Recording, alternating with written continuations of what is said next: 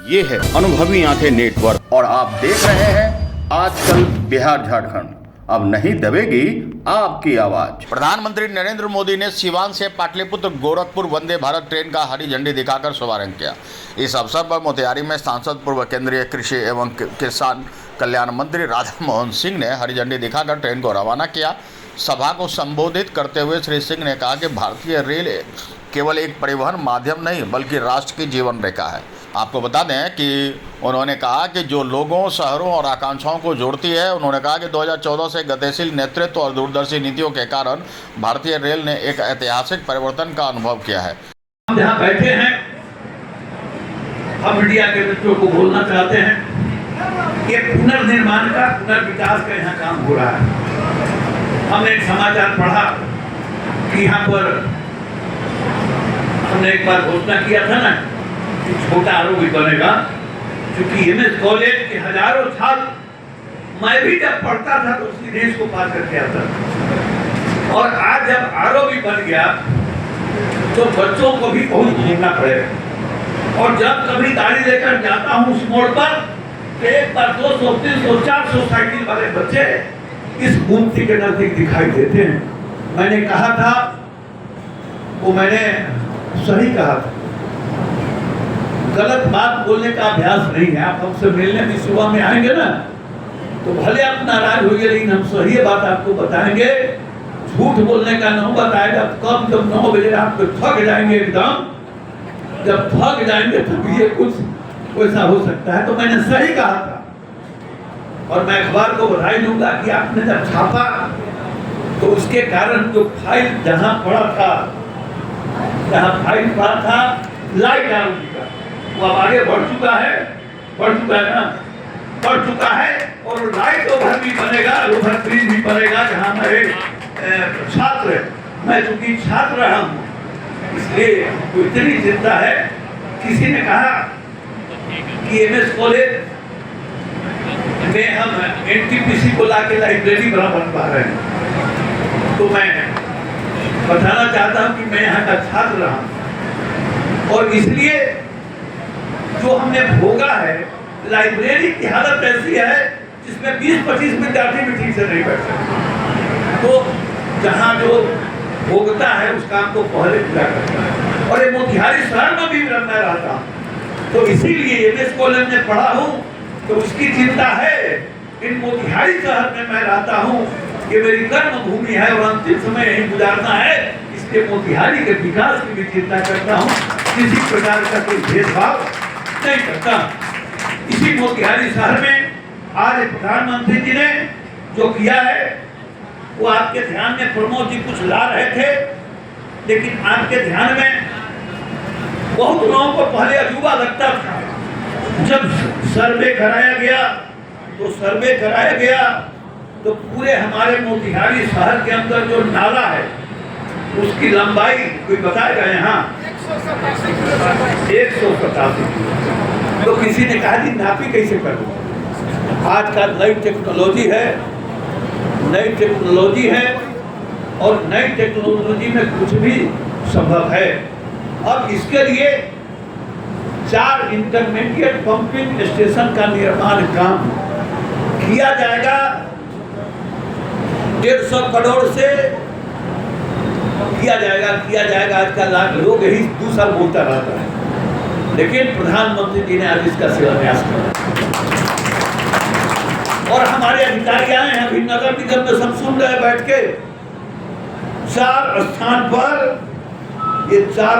पर बेगमपुर बैलखाना, मलंग घाट, बिस्कोट, अनाथ आश्रम, महर्षि नगर और छतौनी बस स्टैंड के पीछे ये 4 इस प्रकार के हमारे ये बनाए जा रहे हैं, जहां पूरे शहर के नाली का पानी जाएगा। 150 करोड़ की लागत टेंडर हो चुका, ठेकेदार भी आ गया, जमीन की भी सफाई कर रहा है और अपने काम के लिए पानी वगैरह की भी व्यवस्था कर रहा है। और ये जो नाली है हमारा 187 किलोमीटर, इसका भी प्रधानमंत्री जी ने आज शिलान्यास किया है। अब कुछ लोग कहते हैं मीना बाजार चौक पर पहले तो कहता है कि ये कुछ नहीं किए, और जब कहता है कि 400 करोड़ रुपया आ गया नाली के बनाने के लिए, तो कहता है कि तो सड़क सबको बर्बाद करा देके राजा। अब ये बोल रहा है, फिर पढ़ने लगेगा तो कुछ बात बोलेगा। लेकिन मैं 25-24 तारीख को एक और शिलान्यास करने जा रहा हूँ।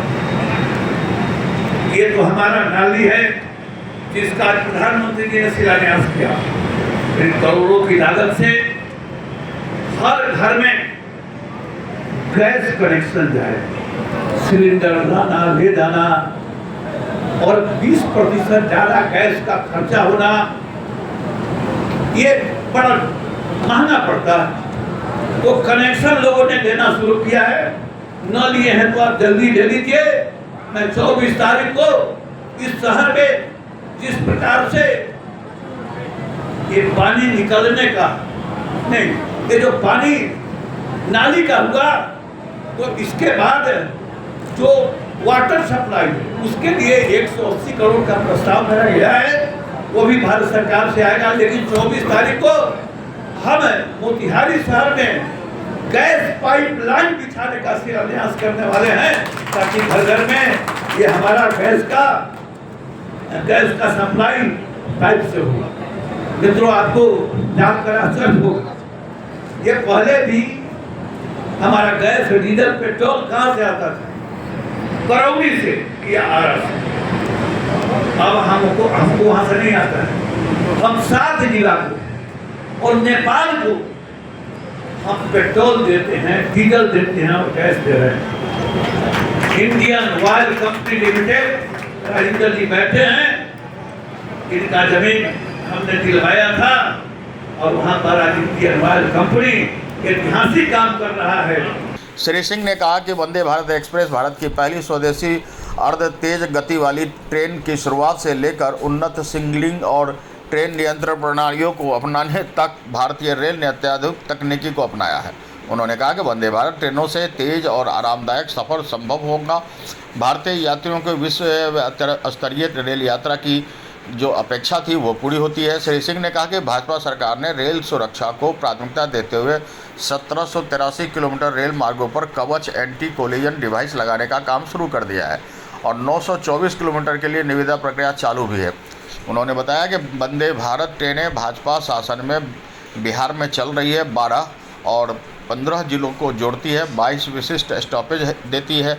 रेल सुरक्षा को प्राथमिकता देते हुए 1783 किलोमीटर रेल मार्गों पर कवच एंटी कोलिजन डिवाइस लगाने का काम शुरू किया है, ताकि रेल दुर्घटना न हो।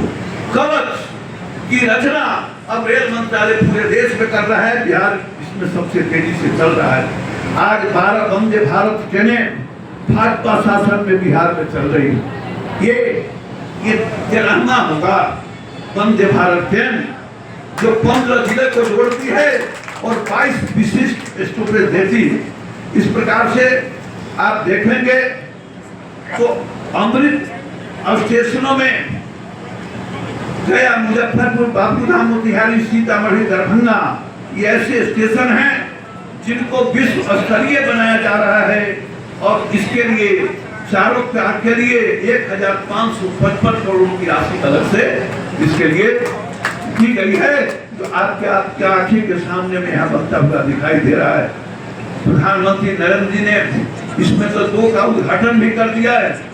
62 किलोमीटर लंबी बापूधाम मोतिहारी से, आपको ध्यान होगा नरेंद्र मोदी जब यहाँ आए थे तो दोहरीकरण की घोषणा किए थे, और विद्युतीकरण का पूरा काम हो गया, और दोहरीकरण का काम भी आप देखेंगे तो 62 किलोमीटर लंबी बापूधाम मोतिहारी से पिपला दोहरीकरण का नरकटिया जोड़ना, तो महाखंड के गेज परिवर्तन कार्य को करवानी किया है।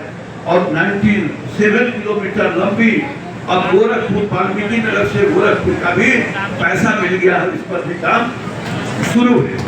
हम मोतिहारी में रहते हैं, तो मोतिहारी के विषय में भी मैं आपके ध्यान में लाना चाहता हूँ कि 2014 में जब मैं MP बना था 89 में, तो मुझे याद है मैं कचहरी बराबर जाता था और बलुआ में बहुत घूमता था। तो 89 से ही मैंने बलुआ पर आरोपी बने, इसके लिए लड़ाई किया। लेकिन इतने लंबे कालखंड में 14 में हम उसका उद्घाटन किए जब हमारी सरकार आई। कार्यक्रम में मोतिहारी के विधायक पूर्व मंत्री, बिहार सरकार प्रमोद कुमार और बिहार राज्य मछुआ आयोग के अध्यक्ष ललन सहनी, अपर रेल प्रबंधक आलोक कुमार, वरीय मंडल वाणिज्य प्रबंधक अनन्या स्मृति, उप महापौर डॉक्टर लाल बाबू प्रसाद और भाजपा जिलाध्यक्ष पवन राज के साथ पूर्व जिलाध्यक्ष राजेंद्र गुप्ता एवं प्रकाश अस्थाना सहित बड़ी संख्या में लोग मौजूद थे। वंदे भारत ट्रेन मिलने से लोगों में खुशी है। नमस्कार, आप देख रहे हैं आजकल बिहार झारखंड और मैं हूं आपके साथ संतोष गुप्ता। आइए देखते हैं बिहार और झारखंड में कहां क्या हुआ। रखेंगे अपनी पैनी नजर और बताएंगे हर खबर की पड़ताल के साथ कि घटनाओं का आखिर सच क्या है।